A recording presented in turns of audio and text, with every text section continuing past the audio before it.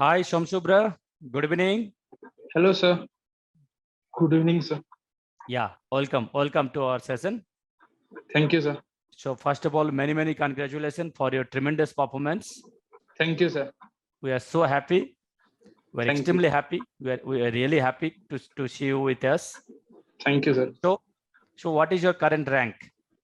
My current rank in IIT JAM is AR 33 in JAM Biotechnology. JAM Biotechnology 33. Yes, Oh, yes, sir. excellent performance, excellent result. Thank you, sir. So many congratulations once again from our whole team. Thank you, sir. Okay so आज हम लोग कुछ discuss करेंगे आपका आपका जो journey है, आपका जो सक्सेसफुल स्टोरी है. We like to share it with all the juniors, with all the students who are aspiring for their preparation for IIT JAM. I hope you will be having some good time with us in sort of discussion, right? Yes, sir. I am also excited for that. Okay thank you so much. अच्छा, आप बताओ पहले कि आपका native किधर है, कौन सा कॉलेज में आप बीएससी किए थे? I am actually from Bakuda town, that is from West Bengal, and I am now currently in Bidhan Chandra Krishi Vishwavidyalaya, where I am pursuing my BSc Agriculture degree, and I am currently in my 8th semester. Okay good. So आप भी agriculture background से हो, right? हाँ sir, हाँ sir, हाँ sir. So just recently we had another session with Rachayita. I guess Yes, sir. she Yes, is sir. your classmate, right? Yes, sir. Yes, sir. Yes. Okay, good. Very good. Yes, Excellent. sir. So आपका background है agriculture. Yes, sir. आप IIT JAM में exam दिए थे. So Yes, sir. what is your next plan? Will you go for MSc or integrated PhD? I am actually trying to admit in integrated PhD or joint MSc PhD course. Or I was also asking my seniors.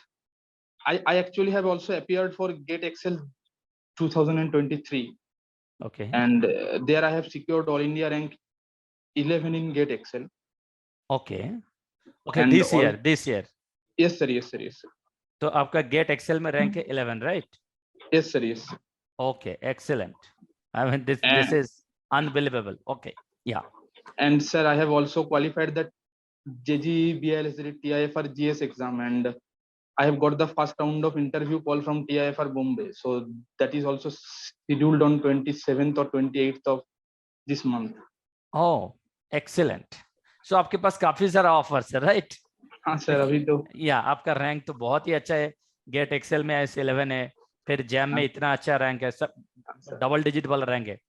And that too, very like exciting rank, like 1133 is very exciting rank. Thank Very you, good. sir. Excellent efforts, excellent. Thank you, sir. Okay, तो आपके लिए definitely integrated PhD तो है ही, and you can go for MSc also, that is up to you. Yes. क्योंकि आप 4 साल already BSc कर लिए हो सकता है कि आप MSc में नहीं आओगे. इन दैट केस आप इंटीग्रेटेड PhD में डायरेक्ट आ सकते हो, वो ऑप्शन तो आपके पास है ही. Okay good. तो आप बताओ कि आपका शुरुआत कहाँ से किए थे आप? मैंने शुरुआत किया था 2021 साल से मेरा फुल्ली प्रिपरेशन स्टार्ट कर दिया था. जब मेरे जो हॉस्टल सीनियर्स थे तो उन्होंने भी ये एग्जाम क्रैक किया हुआ था, और वो अभी IISc बेंगलुरु में है. इंटीग्रेटेड तो PhD. हाँ सर. ओके या. तो उस वक्त मेरे सीनियर्स 3 लोग IISc बेंगलुरु में भर्ती हो गए थे. तो वहां से उनके पास से मैंने सुना, फिर मैं भी इंटरेस्टेड हुआ, और then I started studying from it. Okay now. Yes. अच्छा. सोमसुर, एक बात मैं बता रहा हूँ, क्योंकि अभी काफी सारे स्टूडेंट्स के साथ हम लोग डिस्कस किए थे उसका सक्सेसफुल जर्नी, उसका करियर एंड ऑल. तो एक चीज हमको समझ में आ रहा था कि जो लोग +2 के टाइम पे नीट या जेई का तैयारी किए थे, हो सकता है कि हुआ नहीं, बट वो जो प्रिपरेशन था ना, that gave them a huge confidence. क्योंकि जैम में आपको फिजिक्स केमिस्ट्री मैथ भी आपको तैयारी करना है. एंड जो लोग जेई या तो मेडिकल दोनों प्रिपेयर किए थे, एटलीस्ट फिजिक्स केमिस्ट्री काफी स्ट्रांग हो गया था. तो क्या ये चीज आपके लिए भी सही है कि आप भी तैयारी किए थे? हाँ सर, एक्चुअली मेरा जो HS था वो 2017 बैच का था. फिर 18 और 19 मेरे नीट के लिए मेरा डेडिकेटेड था. फिर जब मेरा कुछ मार्क्स के लिए नीट में नहीं हुआ था, तो 2019 में मैंने एडमिशन लिया था एग्रीकल्चर में. तो वहां पर से जो केमिस्ट्री का बैकग्राउंड था वो मेरे गेट में भी और IIT JAM में भी बहुत काम क्या है। Yes, so Yes, that sir. is a very good message for the students. Yes, sir. जिन लोगों के पास क्लास 2 का प्रिपरेशन बहुत अच्छा था, चाहे वो जेई हो चाहे वो मेडिकल का हो, वो जो फिजिक्स केमिस्ट्री मैथ का जो प्रिपरेशन था 1 साल का या 2 साल का whatever, Yes. That is an excellent preparation for your JAM, क्योंकि Yes, जैम में sir. फिजिक्स केमिस्ट्री है and I am sure JAM में फिजिक्स केमिस्ट्री का जो लेवल है वो उतना टफ नहीं है कंपेयर टू योर मेडिकल और JEE, right? No, sir. No, sir. No, sir. Quite easy. Quite easy, yeah. Yes. So that is a good point. That is a good Yes. point. Okay, Yes. okay, good. तो आप बताओ कि तो आप जब आपका senior से discuss किए थे कि हाँ वो लोग इंटीग्रेटेड पीएचडी एडमिशन लिए थे आईएससी में, जैसे आप बोल रहे थे, हाँ, तो आप फिजिक्स केमिस्ट्री मैथ कौन से किताब से फॉलो किए थे या कैसे प्रिपेयर किए थे फिजिक्स केमिस्ट्री मैथ के लिए? तो मैं मैथ के लिए स्पेशली मैंने जो क्लास 11th और 12th का टेक्स्ट बुक था वो ही फॉलो करता था, और फिजिक्स के लिए मेरे पास क्लास नीट के लिए जो बुक्स थे जैसे कि दिनेश का होता है या अरिहंत का जो बुक्स होता है वो मेरे पास था, और केमिस्ट्री भी वैसे एनसीईआरटी का बुक में फॉलो करता था। और फिजिक्स वाला चैनल में जो नीट के जो पंकज सर थे तो उनका जो वन शॉट वीडियो आता था वो मेरे लिए बहुत काम का था, क्योंकि ऑर्गेनिक केमिस्ट्री हो या ये इन सब चैप्टर्स में से फिजिक्स वाला में पंकज सर का जो क्लास था वो मैंने वन शॉट वीडियो बहुत सारे कर लिया था, क्योंकि गेट में भी 25 मार्क्स का केमिस्ट्री आता है तो इसलिए वहीं से ही था। ओके, दोनों प्रिपरेशन एक साथ चल रहा था, राइट? हाँ सर, हाँ सर, हाँ sir. Okay, good, very good, very good. Thank you. अच्छा, आप एक बात बताओ कि देखो बायोलॉजी का सिलेबस थोड़ा दूसरा है, क्योंकि बायोलॉजी ऐसे प्लस 2 का किताब फॉलो करके आप डेफिनेटली नहीं कर पाओगे, राइट? तो बायोलॉजी साइंस के लिए आपका प्रिपरेशन कैसे था? बायोलॉजिकल साइंस के लिए मैं पहले जब स्टार्ट किया था तो लेनिंजर का सॉफ्ट कॉपी था, तब तो कोरोना का लॉकडाउन चल रहा था तो हार्ड कॉपी का कुछ नहीं था, तो लेनिंजर से ही पहले स्टार्ट किया था। फिर लेनिंजर कुछ टॉपिक्स पढ़ने के बाद मैंने वो पाथफाइंडर का जो बुक आता है वो उसको खरीदा। फिर वो पाथफाइंडर को बुक को मैंने एनसीईआरटी की तरह ही पूरा हर एक पन्ना हर एक लाइन जितना भी इम्पोर्टेंट टॉपिक था उसको कवर कर लिया। फिर मेरे पास और जो कुछ सॉफ्ट कॉपीज थे जैसे कि लेनिंजर का किताब या बेंजामिन का एक जेनेटिक्स का किताब आता है, वो सारे किताब वो जिससे जितना हो सके मैंने ट्राई किया कि जो भी मेरा डाउट है क्लियर हो जाए, और फिर लेक्चर्स देखे यूट्यूब में से, ऐसे ही किया। ऐसे ही किया, ओके। और जब कुछ लेक्चर आप सुन रहे थे ऑनलाइन में यूट्यूब से बेसिकली, तो आप खुद नोट्स भी बना रहे थे? हाँ हाँ हाँ, मैं खुद नोट्स बनाता था, और फिर कोई एक बुक पढ़ने के वक्त जो एक्स्ट्रा मिलता था वो और नोट कर लेता था, ऐसे ही। अच्छा, ओके, गुड। मैं एक दूसरा सवाल पूछूंगा आपसे। मैं एक चीज मानता हूँ एज ए टीचर कि जैसे मान लीजिए आप किसी एग्जाम का तैयारी कर रहे हो, अगर आप किसी आपको क्लासमेट मिल जाए वो भी आपके साथ तैयारी कर रहे, तो कभी कभी क्या होता है ना कि अगर उसके साथ थोड़ा डिस्कस कर लेते हो तो आपका जो डाउट है या तो आपका हो सकता है कि वो डाउट नहीं है, बट उनके साथ डिस्कस करने के बाद वो चीज पूरा क्लियर हो जाता है। तो मैं हमेशा मानता हूं कि अगर आप किसी के साथ डिस्कस करते हो during the period of your preparation, that will be an immense helpful for your preparation. तो आप भी ऐसे मानते हो कि आप प्रिपरेशन के टाइम पे किसी आपका फ्रेंड हो या जूनियर हो या सीनियर हो, किसी के साथ आप डिस्कस करते थे?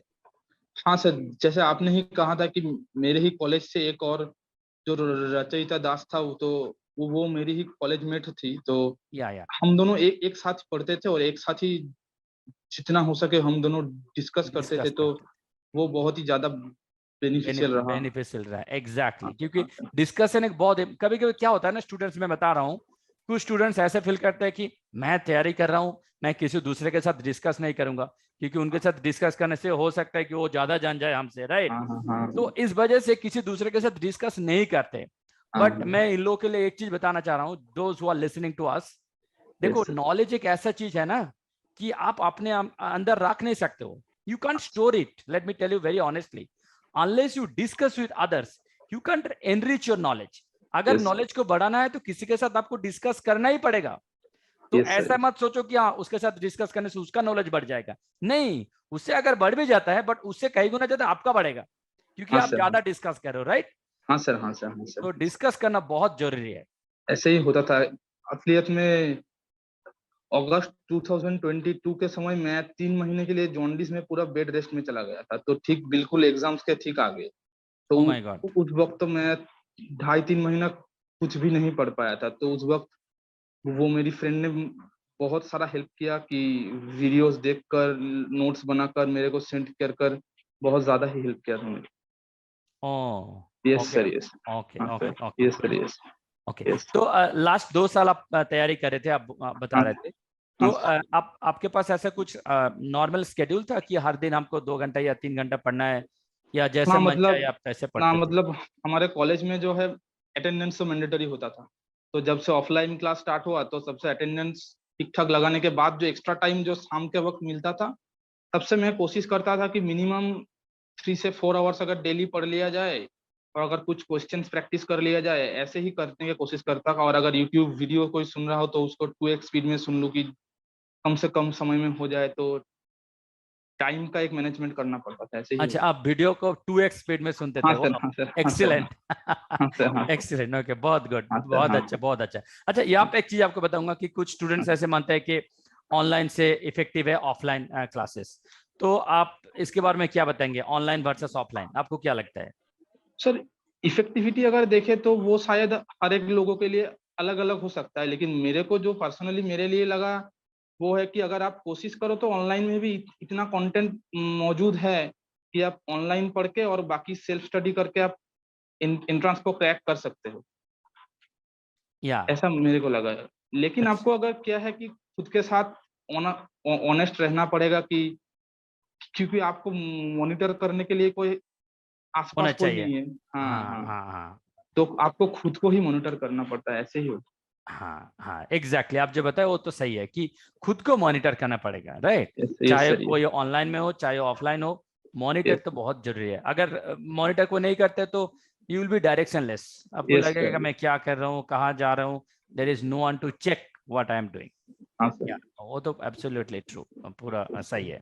हाँ अच्छा, मैं कुछ और चीज आपको पूछना चाहूंगा जो कि बेसिकली स्टूडेंट्स के लिए हाँ जो अपकमिंग ईयर में जो एग्जाम देंगे 2024 या 25 में, हाँ कुछ लोगों का ये मानना है कि पर्टिकुलरली क्या होता है कि biological science students physics chemistry math में उतना स्ट्रांग नहीं होता है, राइट? हाँ हाँ। तो आपको क्या लगता है कि फिजिक्स केमिस्ट्री मैथ में बहुत स्ट्रांग होना जरूरी है, या अ, थोड़ा एवरेज होने से भी चलेगा बट आपका बायोलॉजी में बहुत स्ट्रांग होना चाहिए? तो थोड़ा आप बताइए। No sir, I think that if your physics and chemistry is good enough, or mainly chemistry is quite better than physics or mathematics, then it is okay. And nowadays the trend is like that कि physics chemistry mathematics से थोड़ा कम सवाल पिछले सालों से थोड़ा कम हुआ है पूछना। तो इन तीनों सब्जेक्ट के लिए अलग से कुछ एक्स्ट्राऑर्डिनरी करने का कुछ जरूरत नहीं है, लेकिन थोड़ा थोड़ा करके अगर आपके पास कुछ नॉलेज है बेसिक का तो काम चल जाता है। मैं भी पहले डरता था इस, मेनली मैं नीट के लिए प्रिपरेशन कर रहा था, तो मेरे लिए मैथ भी एक टफ चीज था। तो मैं भी पहले डरता था, लेकिन फिर मैंने जब किया और पीवाईक्यूज को सॉल्व किए तब देखा कि मैथ बहुत ही बेसिक लेवल का आता है। तो तो इन उसको तीनों आप, के लिए कुछ ज्यादा हाँ सर। उसको कोई भी कर सकता है, राइट? हाँ मतलब मैं, हाँ इतना हाँ हाँ। डिफिकल्ट नहीं है, हाँ सर, हाँ सर, उतना डिफिकल्ट नहीं है। हाँ सर, ओके ओके। अच्छा, और एक चीज बताओ कि हाँ देखो, अगर आपको हायर स्टडीज में जाना है, रिसर्च करना है, या तो आईआईटी लेवल का इंस्टीट्यूट है जो है, या तो आईआईएससी जो प्रीमियर इंस्टीट्यूट है, यस। ये सब के लिए एक एक एक इम्पॉर्टेंट फैक्टर होता है जो कि एक ड्राइविंग फोर्स। हाँ ड्राइविंग सर, फोर्स मतलब मैं आपको बता रहा हूँ, देखो, अगर किसी को एमएससी बायोटेक ही करना है तो वो किसी प्राइवेट यूनिवर्सिटी से भी कर सकता है, राइट? तो कुछ ग्रुप ऑफ स्टूडेंट्स ऐसे सोचते हैं कि हाँ, हमको तो बस एमएससी बायोटेक ही करना है, आईआईटी से क्यों करना है, किसी दूसरे इंस्टीट्यूट से कर लेंगे, ताकि ये जो आईआईटी का जो बर्डन है, आईआईटी एग्जाम क्लियर करने का जो बर्डन है, एटलीस्ट वो प्रेशर हमको झेलना ना पाए। हाँ उतना सर, प्रेशर हमको लेने का जरूरत ही नहीं है, क्योंकि there are so many options in private universities, right? Yes sir. तो मैं एक सवाल आपको पूछ रहा हूँ, जो लोग ऐसा सोचते हैं कि अगर मेरा टारगेट है सिर्फ एमएससी बायोटेक ही करना है, then why IIT JAM, I can go for private universities. लेकिन सर आईआईटीज में जो फैसिलिटीज मिलता है, या आईआईएससी बेंगलोर, या कोई भी अगर प्रीमियर कोई इंस्टीट्यूट में आप एडमिशन लेते हो तो वहाँ पर लैब का जो फैसिलिटी मिलता है, और वहाँ पर जो फैकल्टीज प्रेजेंट होते हैं, उनका जो गाइडेंस आपको मिलता है, तो आपको अगर फर्दर कुछ और हायर स्टडीज करना है तो इसके लिए ये एक बहुत ही बेहतरीन प्लेटफॉर्म हो जाता है कि आप खुद को और भी हायर स्टडीज के लिए लॉन्च कर सकते हो। कि अगर आप ये सोच रहे हो कि अगर एमएससी करके ही आपको रुक जाना है तो फिर ठीक है, लेकिन आपको अगर और भी हायर कुछ प्लेटफॉर्म में जाना पड़ेगा तो आपको आईआईटीज हो गया या आईआईएससी और इंडिया के और भी जो प्रीमियम रिसर्च इंस्टीट्यूट है वहाँ पर जो लैब में जो गाइडेंस मिलता है या पीआई से जो गाइडेंस मिलता है वो आपके लिए काफी इम्पोर्टेंट होगा, नेसेसरी होता है। हाँ हाँ सर, हाँ सर, या डेफिनेटली यस डेफिनेटली। यस। अच्छा, हम लोग फिजिक्स वाले का तरफ से आपका जैसे प्रिपरेशन लास्ट 2 साल से शुरू हो गया था ऑलरेडी। हाँ सर, हम लोग का जो सिटीज बैच था हार्डली 3 मंथ्स पहले हम लोग लॉन्च किया है। हाँ तो आप फॉलो करते थे उसको? हाँ। सिटीज बैच में जो आपका जो लेक्चर्स होता था वो मेनली जो एंजाइम्स का जो लेक्चर्स हुआ था वो मैंने तो पूरा ही बायोकेमिस्ट्री का जो भी लेक्चर्स हुआ था वो मैंने फॉलो किया था और मैं उसका वो स्क्रीनशॉट लेके पीडीएफ बनाता था, फिर मेरे फ्रेंड को भेज देता था और वो भी सुनती थी। तो ऐसे ही किया करते थे। और मैम का जो लेक्चर्स होता था मॉल बायो का वो भी बहुत कॉन्साइज वे में बोलती थी, तो हमारे लिए बहुत ही हेल्पफुल था वो। Okay okay okay okay, yes thank ma'am, you so yes much. हाँ, okay ma'am, okay, all right, yes. Yeah. तो आप बताओ, आप जो जूनियर से जो लोग अपकमिंग ईयर में एग्जाम देंगे या खुद को तैयारी कर रहे होंगे, तो उसके लिए आप क्या बोलना चाहेंगे? How they should inspire themselves? They should never think that it's too late to start for the preparation, and whenever they feel confident to start for it they should start, and they should never lose their hope in this journey, and they should keep themselves motivated and keep in a good progress in their process, and I wish them all the best for their future also. Okay, so before we end the session, let me ask you a few more questions.